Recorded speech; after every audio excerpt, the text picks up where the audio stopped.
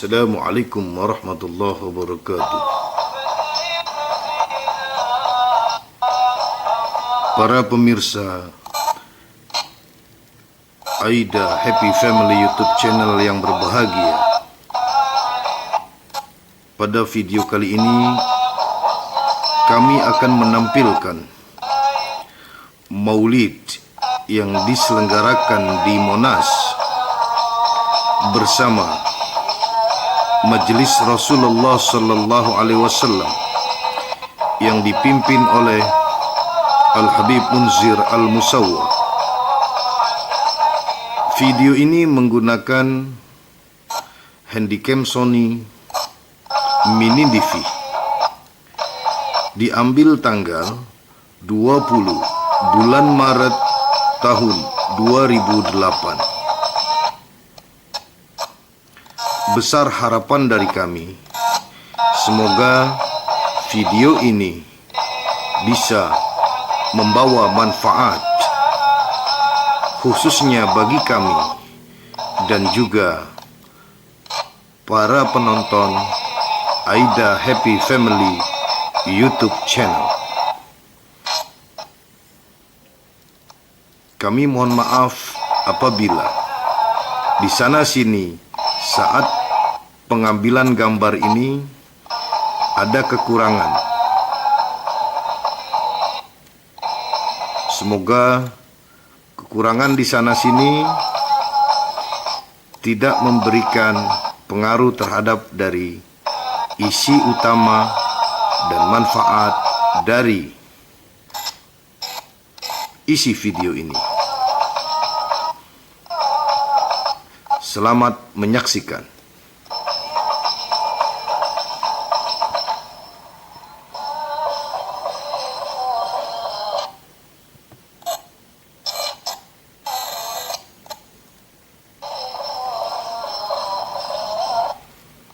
Bismillahirrahmanirrahim.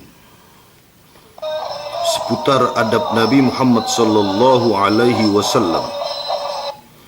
Ketahuilah bahwa sesungguhnya Nabi Muhammad sallallahu alaihi wasallam selalu berdoa dengan merendahkan diri di hadapan Allah Subhanahu wa taala, memohon agar Dia menghiasi kehidupan beliau dengan adab yang baik serta akhlak yang mulia. Sebagaimana Nabi Muhammad sallallahu alaihi wasallam meminta dalam berdoa, "Ya Allah, baguskanlah akhlak dan bentukku."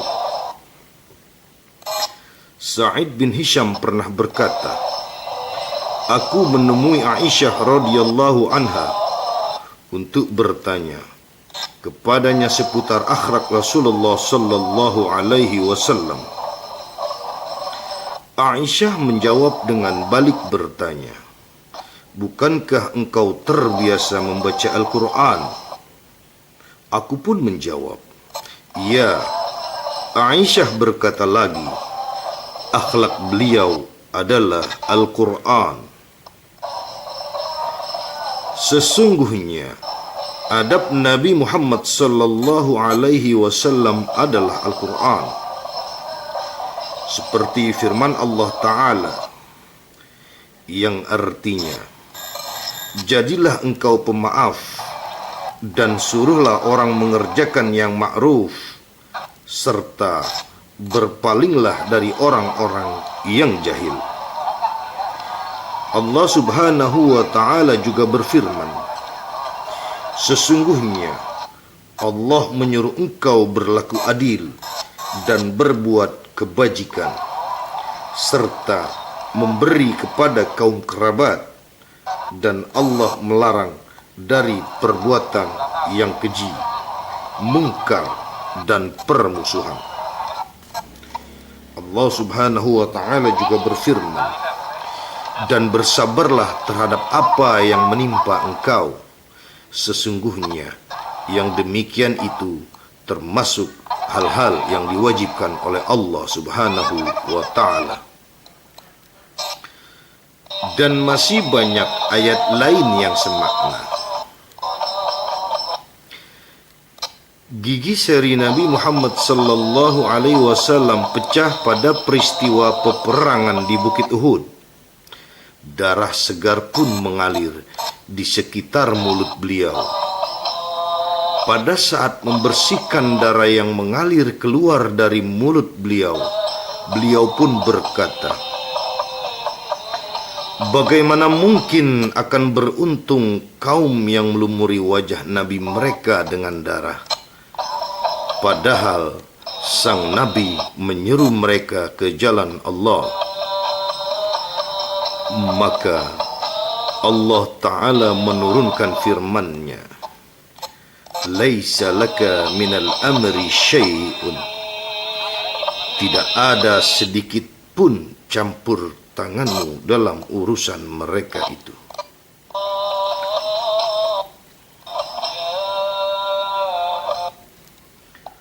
Firman Allah ini berfungsi sebagai pendidikan bagi beliau Nabi Muhammad sallallahu alaihi wasallam. Ketahuilah bahwa sesungguhnya ayat-ayat seperti dikemukakan di atas banyak terdapat dalam Al-Quran, dan itulah tujuan utama dari pendidikan, yang dari sanalah bersinar cahaya penerang bagi seluruh makhluk, sebagaimana Nabi Muhammad sallallahu alaihi wasallam pernah bersabda, "Bu'itsu liutammima makarimal akhlaq." Aku diutus oleh Allah Subhanahu wa taala untuk menyempurnakan akhlak manusia. Ali bin Abi Thalib radhiyallahu anhu pernah berkata, "Sungguh mengherankan seorang muslim yang didatangi oleh saudaranya sesama muslim untuk suatu keperluan, namun ia tidak melihat bahwa dirinya pantas berbuat demi kebaikan atas saudara yang mengunjunginya itu. Sesungguhnya ia lebih pantas mengutamakan akhlak mulia terhadap sesamanya daripada sekedar mengharapkan pahala atau merasa takut akan siksa pada saat menghormati tamunya. Karena berakhlak mulia itu dapat menunjukkan kepada jalan keselamatan." Seorang sahabat bertanya, "Apakah engkau mendengar pernyataanmu ini dari Nabi Muhammad sallallahu alaihi wasallam?" Ali pun menjawab, "Iya."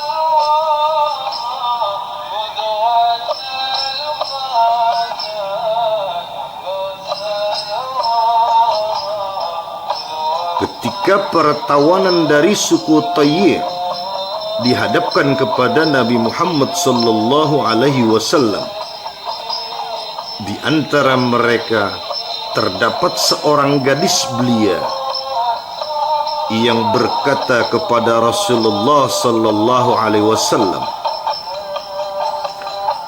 "Wahai Muhammad, bagaimana kalau engkau lepaskan saja aku, hingga engkau tidak mempermalukan dirimu di kalangan bangsa Arab, karena telah menjadikan aku sebagai tawananmu, sebab aku adalah putri seorang pemimpin dari kaumku. Ayahku suka melindungi kehormatan orang lain, membebaskan tawanan, memberi makan orang yang lapar, menyuguhkan hidangan kepada tamu, menebar keselamatan, dan tidak pernah menolak setiap orang yang datang untuk menyampaikan keperluannya. Aku adalah putri Hatim At-Tayy." Mendengar pernyataan gadis itu, Rasulullah sallallahu alaihi wasallam berkata, "Wahai gadis kecil, yang engkau sampaikan tadi merupakan cerminan dari sifat orang mukmin yang sejati. Seandainya ayahmu seorang muslim, kami akan mendoakan semoga ia mendapatkan rahmat dari Allah." Kemudian beliau memerintahkan kepada para sahabatnya untuk melepaskan gadis itu karena ayahnya menyukai akhlak yang mulia. Setelah itu Nabi sallallahu alaihi wasallam bersabda, "Walladzi nafsi biyadihi la yadkhulul jannata illa hasanul akhlaq." Demi zat yang jiwaku berada dalam genggaman kekuasaannya, tidak akan masuk surga kecuali orang-orang yang baik akhlaknya.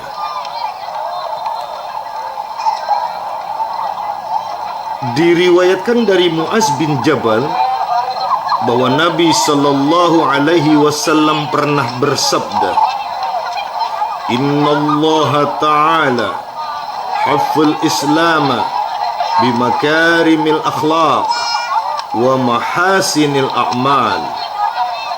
Sesungguhnya Allah Ta'ala melingkupi ajaran Islam dengan akhlak yang mulia dan amal-amal yang baik.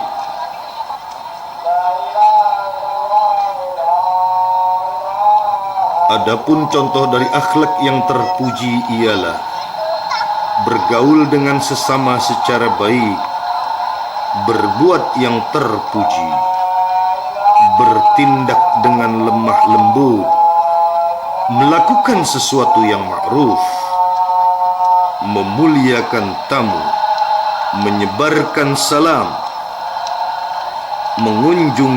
menjenguk sesama muslim yang sedang sakit, yang baik maupun buruk perangainya kepada kita, mengantarkan jenazah sesama muslim, berlaku baik kepada tetangga, baik yang muslim maupun non-muslim, menghormati orang yang lebih tua, memenuhi undangan walimah atau pernikahan, mendoakan sesama muslim, memberi maaf, mendamaikan orang-orang yang tengah berselisih, bersikap pemurah, memulai mengucapkan salam, menahan amarah, dan tindakan terpuji lainnya.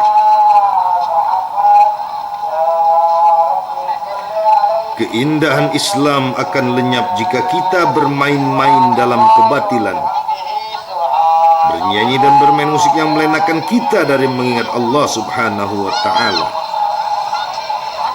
melakukan setiap perbuatan tercela, berdusta, menggunjing sesama,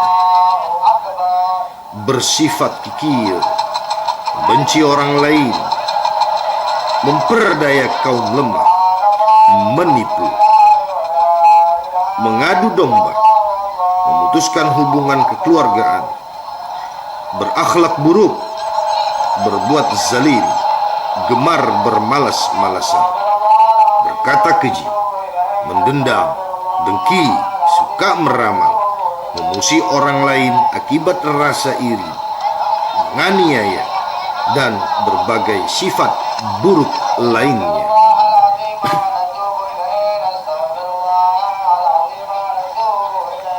Anas bin Malik radhiyallahu anhu pernah berkata, Islam selalu mengajak dan memerintahkan umatnya kepada setiap nasihat yang baik, dan Islam selalu melarang dan memperingatkan umatnya dari setiap bentuk perilaku yang tercela. Semua itu cukup terwakili dengan menyimak firman Allah Subhanahu wa Ta'ala. Sesungguhnya Allah menyuruh engkau berlaku adil dan berbuat kebajikan.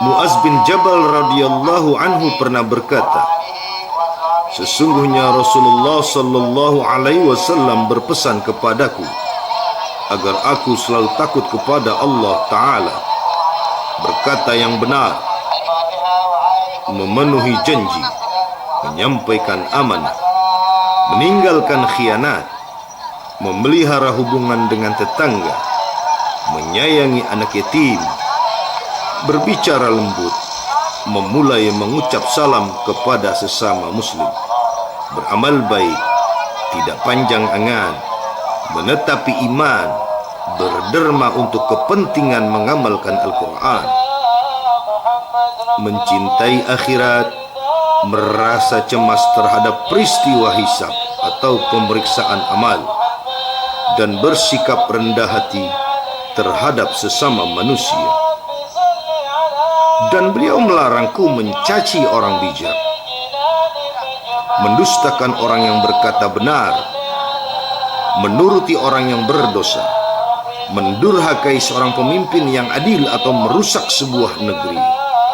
Beliau berwasiat kepadaku supaya senantiasa bertakwa kepada Allah dimanapun aku berada, dan bertaubat dengan sungguh-sungguh atas setiap dosa yang telah aku lakukan secara diam-diam ataupun terang-terangan. Begitulah adab dari para hamba Allah dan seruan terhadap mereka untuk memiliki akhlak yang mulia serta tata krama yang baik.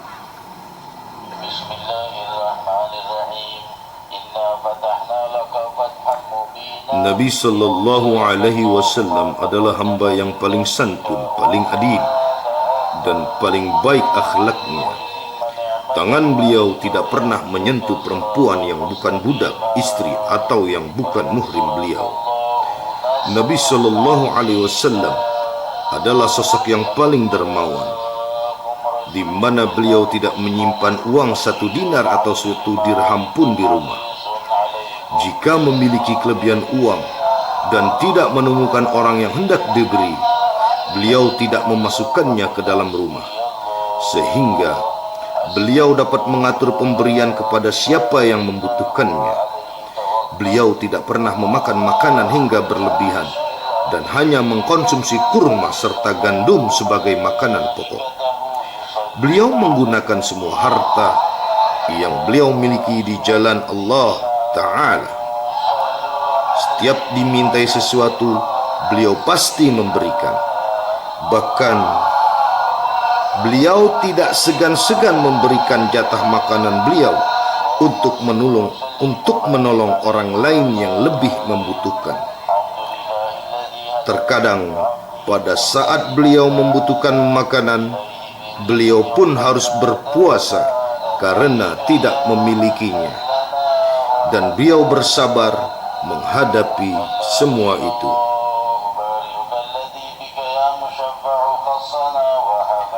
Nabi Muhammad sallallahu alaihi wasallam terbiasa memperbaiki sandal sendiri, menambal baju, dan ikut membantu pekerjaan istrinya dengan memotong daging bersama. Beliau adalah orang yang sangat pemalu. Beliau tidak mau memandang wajah orang lain dengan cara menatap. Beliau gemar memenuhi undangan orang yang mengundang, baik yang berstatus budak maupun orang merdeka.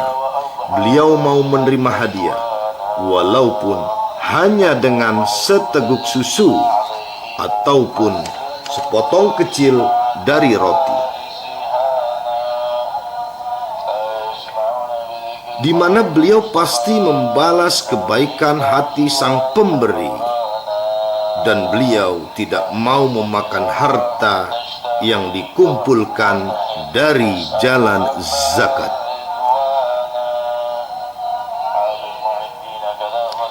Nabi Muhammad sallallahu alaihi wasallam bukanlah figur orang yang sombong sehingga enggan memenuhi undangan seorang budak atau orang yang miskin. Beliau hanya akan marah demi menegakkan agama Allah, bukan demi membela kepentingan diri sendiri. beliau terbiasa menganjal perut dengan batu untuk menahan rasa lapar.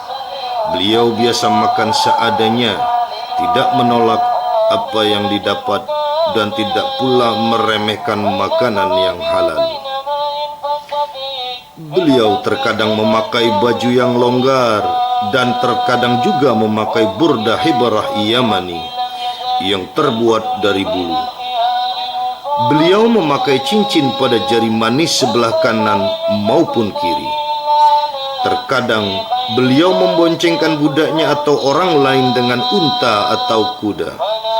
Terkadang beliau menunggangi seekor kuda, bighal, keledai. Bahkan tidak jarang beliau berjalan kaki tanpa selendang maupun sorban. Nabi Muhammad sallallahu alaihi wasallam gemar menjenguk orang sakit yang rumahnya berada jauh di pinggiran kota Madinah. Beliau menyukai segala bentuk wewangian dan tidak menyukai bau-bau yang busuk. Beliau biasa duduk bersama orang-orang fakir miskin, makan bersama orang-orang miskin, menghormati mereka yang memiliki keutamaan dalam akhlak, dan menarik hati para pemuka suku dengan berbuat baik kepada mereka, serta menyambung hubungan kekeluargaan tanpa berlaku diskriminatif, tidak membeda-bedakan. Beliau tidak pernah membenci orang lain. Beliau menerima permintaan maaf orang yang meminta maaf. Beliau sesekali bergurau, tidak mengatakan kecuali yang benar, dan tertawa tanpa harus mengeraskan suara yang terbahak-bahak. Dan beliau tidak membenci apapun yang diperbolehkan oleh syariat. Nabi Muhammad sallallahu alaihi wasallam memiliki hamba sahaya lelaki dan perempuan. Namun dalam memperlakukan mereka, beliau tidak melebihkan sebagian atas sebagian yang lain, termasuk dalam hal memberikan makanan, pakaian, dan lain sebagainya. Padahal beliau sendiri adalah seorang yang ummi, tidak dapat membaca dan menulis. Beliau dibesarkan di negeri yang diliputi dengan kebodohan. Beliau tumbuh di lingkungan dan negeri yang dikelilingi oleh padang pasir dalam keadaan miskin. Dan beliau adalah anak yatim piatu, tidak memiliki ayah dan ibu, yang bekerja sebagai pengembala kambing milik orang lain.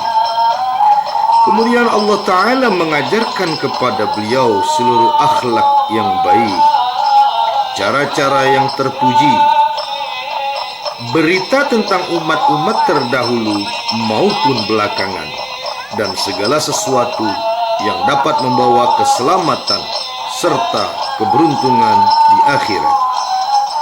Semoga Allah Ta'ala berkenan menolong kita untuk bisa menaati, mengikuti, dan meneladani segala ucapan dan perbuatan beliau Rasulullah sallallahu alaihi wasallam. Amin, amin ya rabbal alamin.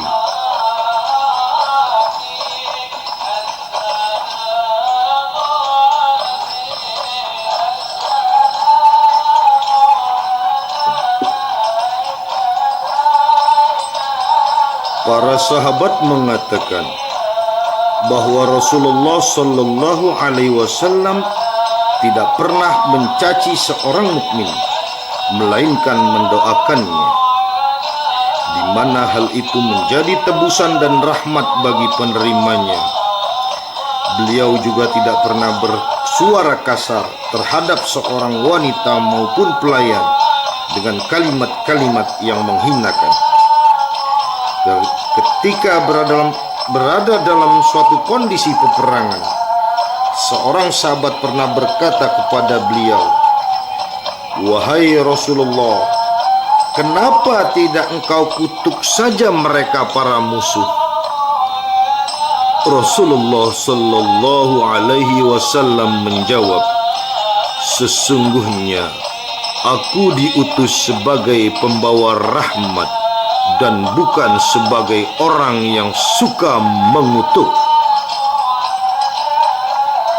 Anas bin Malik radhiyallahu anhu pernah berkata, "Demi zat yang telah mengutus beliau sebagai seorang nabi yang membawa kebenaran, beliau sama sekali tidak pernah mengatakan kepadaku sesuatu yang tidak beliau sukai dari diriku dengan kalimat, 'Kenapa engkau lakukan itu?' Dan istri-istri beliau pun tidak pernah mencercaku. Beliau hanya berkata, 'Biarkan saja semua itu terjadi berdasarkan ketentuan Allah Subhanahu wa Ta'ala.'"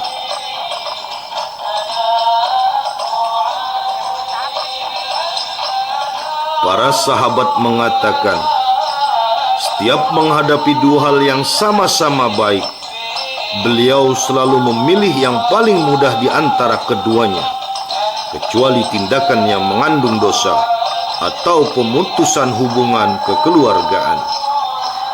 Maka beliau adalah orang yang paling berhati-hati terhadap masalah itu. Siapa saja yang datang, baik budak atau orang merdeka, beliau pasti membantu apa yang menjadi keperluannya. Sebelum diutus sebagai Rasul, Allah Ta'ala mensifati beliau di dalam Taurat pada baris pertama, di mana Allah berfirman, "Muhammad Rasulullah adalah seorang hambaku yang terpilih. Bukanlah ia termasuk orang yang kasar, keras, dan suka berteriak-teriak di pasar-pasar. Ia tidak membalas kejahatan dengan kejahatan. Akan tetapi, ia lebih suka memaafkan." Tempat kelahirannya di Mekkah, hijrahnya ke Madinah, dan pengaruh pada masanya mencapai wilayah Syria. Ia suka mengikat sarung di tengah perut, dan para sahabatnya adalah orang-orang yang menguasai menyerukan Al-Quran serta ilmu, serta menjaga wudhu pada anggota tubuh. Demikian pula sifat beliau yang disebutkan di dalam kitab Injil. Di antara akhlak beliau ialah suka memulai terlebih dahulu mengucapkan salam kepada orang yang dijumpai. Terhadap orang yang ingin mengajak ribut, beliau berlaku sabar sehingga orang itu yang pergi. Ketika seseorang memegang tangan beliau, beliau tidak melepaskan genggamannya sebelum orang itu sendiri yang melepaskan tangannya. Setiap bertemu dengan seorang sahabat, beliau yang memulai mengajaknya berjabat tangan. Beliau memegang tangan sahabat dengan erat. Beliau berdiri atau duduk hanya disertai mengingat Allah Subhanahu wa Ta'ala. Ketika ada seseorang yang duduk menunggu beliau yang sedang sholat, maka beliau pasti mempercepat sholatnya, lalu segera menghampirinya dan bertanya, "Apakah engkau ada perlu?" Begitu selesai urusan dengan orang itu, beliau kembali untuk meneruskan aktivitas zikir lainnya. Ketika sedang duduk, Nabi Shallallahu Alaihi Wasallam sering berada dalam posisi menghadap ke arah kiblat. Beliau suka memuliakan tamu yang datang berkunjung. Bahkan terkadang beliau menggelar sendiri alas duduk untuk orang yang tidak mempunyai hubungan keluarga maupun persusuan dengan beliau, lalu mempersilahkan untuk duduk di atasnya. Beliau tidak segan menawarkan bantal yang sedang beliau pakai kepada tamu demi menghormati dan memuliakannya. Jika sang tamu menolak untuk menerima, beliau mendesaknya sampai ia mau menerima tawaran dari beliau.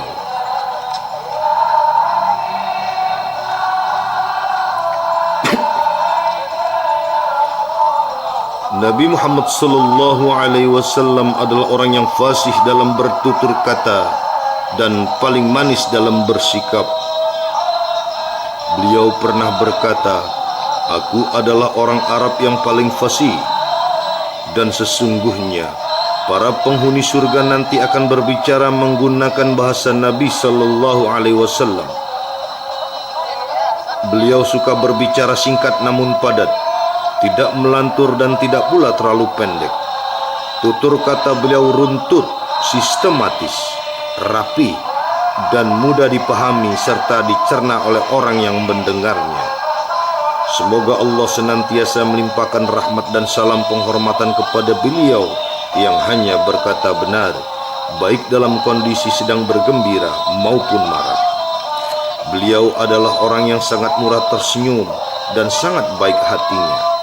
Sepanjang beliau tidak sedang menerima wahyu Al-Quran, sedang menerangkan peristiwa seputar hari kiamat, atau sedang berpidato dalam rangka memberikan nasihat.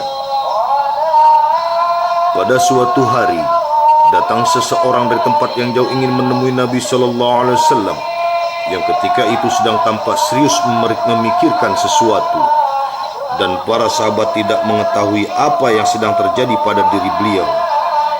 Orang itu ingin segera bertanya kepada Rasulullah, namun para sahabat mencegahnya dengan mengatakan, "Jangan sekarang wahai fulan," karena beliau terlihat sedang serius memikirkan sesuatu.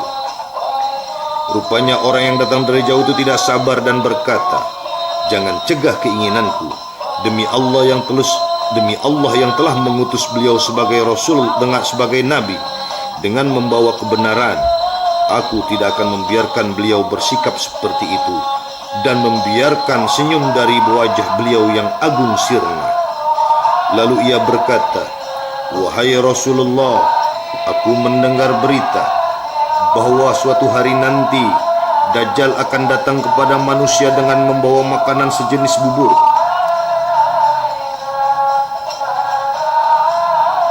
Di mana kondisi manusia kala itu banyak yang mati karena ditimpa kelaparan.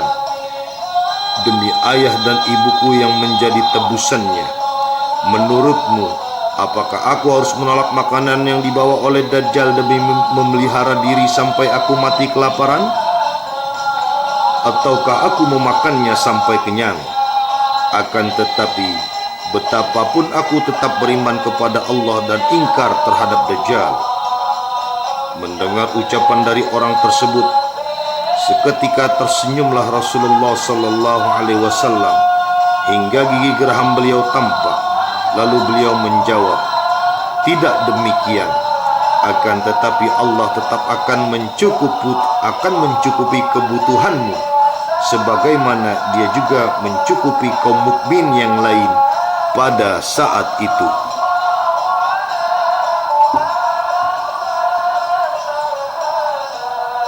Pada saat menghadapi kesulitan, beliau menyerahkan semua urusan hanya kepada Allah, menyadari tidak memiliki daya serta kekuatan sama sekali tanpa pertolongan darinya, dan memohon petunjuk kepadanya atas jalan yang terbaik untuk ditempuh. Rasulullah sallallahu alaihi wasallam berdoa, "Ya Allah, tunjukkanlah kepadaku kebenaran itu sebagai kebenaran, dan karuniakanlah kepadaku kekuatan untuk mengikutinya. Juga tunjukkanlah kepadaku kemungkaran itu sebagai kemungkaran, serta karunialah aku pertolongan untuk mampu menjauhinya. Lindungilah aku dari kebingungan yang bisa menyebabkan aku memperturutkan hawa nafsu tanpa petunjuk darimu. Dan jadikan hawa nafsuku tunduk pada ketaatan terhadap keputusanmu. Curahkan keridhaanmu dalam diriku demi keselamatanku, dan tunjukilah aku kebenaran sesuatu yang tengah diperselisihkan dengan izinmu, sebab hanya engkaulah yang mampu memberi petunjuk ke jalan yang lurus." Nabi sallallahu alaihi wasallam terbiasa makan maupun minum dicampur kurma yang masak serta garam. Buah yang paling disukai oleh Rasulullah ialah buah kurma yang baru masak, semangka dan anggur. Terkadang beliau makan anggur, di mana airnya menetes mengenai jenggot beliau yang terlihat laksana butiran mutiara. Beliau juga sering makan kurma dengan air. Beliau juga biasa mencampur susu dengan kurma dan menyebutnya sebagai dua jenis makanan pilihan yang terbaik. Jenis makanan pelengkap yang juga sangat beliau sukai adalah daging. Beliau berkata, daging bisa menambah kepekaan pendengaran dan merupakan makanan istimewa bagi manusia, baik di dunia maupun akhirat. Seandainya aku mohon kepada Allah agar diberi makanan daging setiap hari, niscaya akan dikabulkannya. Beliau juga pernah makan sejenis bubur gandum dicampur dengan daging dan labu. Beliau gemar makan labu. Beliau berkata, labu adalah pohon saudaraku Nabi Yunus. Aisyah radhiyallahu anha pernah menyampaikan bahwa beliau sallallahu alaihi wasallam pernah berkata, wahai Aisyah, jika engkau memasak dengan menggunakan periuk atau berkuah, maka tambahkan labu manis di dalamnya, karena buah ini dapat meneguhkan hati orang yang sedang bersedih. Nabi sallallahu alaihi wasallam suka makan daging burung yang diburu, meskipun beliau tidak pernah ikut berburu. Beliau suka apabila ada orang lain berburu burung, kemudian dibawakan kepada beliau untuk memakannya.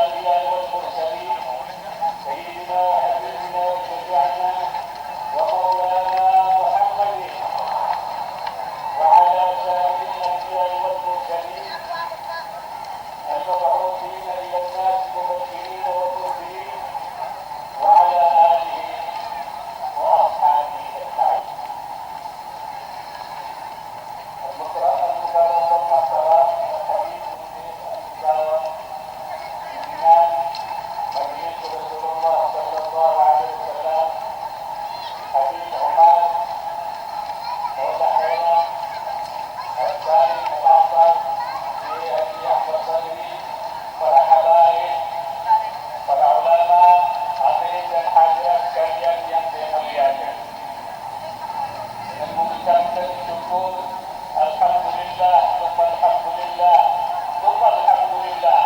Karena kita semua hari ini bersama beliau Al-Habib Qudri mengadakan Maulid Rasulullah sallallahu alaihi wasallam di tempat yang luas dengan jamaah yang banyak sekali.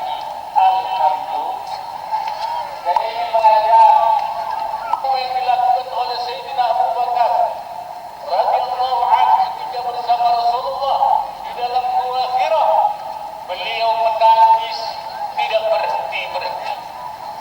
Ketika Rasulullah bertanya kepada Abu Bakar, "Mayubki ya Abu Bakar, apa yang membuat Anda menangis?" "La tahzan, innallaha ma'ana." Anda jangan susah, Allah bersama kami. Apa kata Abu Bakar? "Ya Rasulullah, lau muttu ana fa ana rajulun wahid." Kalau saya mati ya Rasulullah, di atas ada orang Quraisy, wa ana rajulun wahid. Saya ini hanya seorang laki-laki yang bernama Abu Bakar. Rasul sallallahu alaihi wasallam ini ma'aman Nabi sallallahu alaihi wasallam wa ta'aman ila sahab amalah wa ila ta'alahu mutaraka. Ini budi pekerti yang pasti tidak meladani dari semulia-mulia makhluknya Allah. Tidak pernah sang Nabi itu berjanji atau mengumpat pada makanan. Bila beliau mau, beliau akan memakannya. Bila tidak suka, maka beliau tidak menyentuhnya. Inilah budi pekerti sang Nabi pada istri Allah. Dan beliau berbudi pekerti kepada segala hal. Hadirin hadirat, sabda Rasulullah sallallahu alaihi wasallam, "Ta'amul ithnain fil thalathah wa ta'amul thalathah fil arba'ah." Makanan untuk dua orang cukup untuk 2 hari. Maka Rasul sallallahu alaihi wasallam datang bersama seluruh sahabat yang ada bersama Rasul. Maka Abu Talha berkata, "Ya Rasulullah, aku cuma masak untuk berapa orang?" Maka Rasul mendoakan makanan itu. Maka 10 orang, lalu 10, lalu 10, sampai 80 orang. Semuanya makan. Setelah berfirman, "An-nabiyyu awla bil mu'minina min anfusihim." Nabi itu lebih awla dari semua orang mukmin. Ini firman Allah Subhanahu wa ta'ala, "Kuntum semua mukmin mukminat."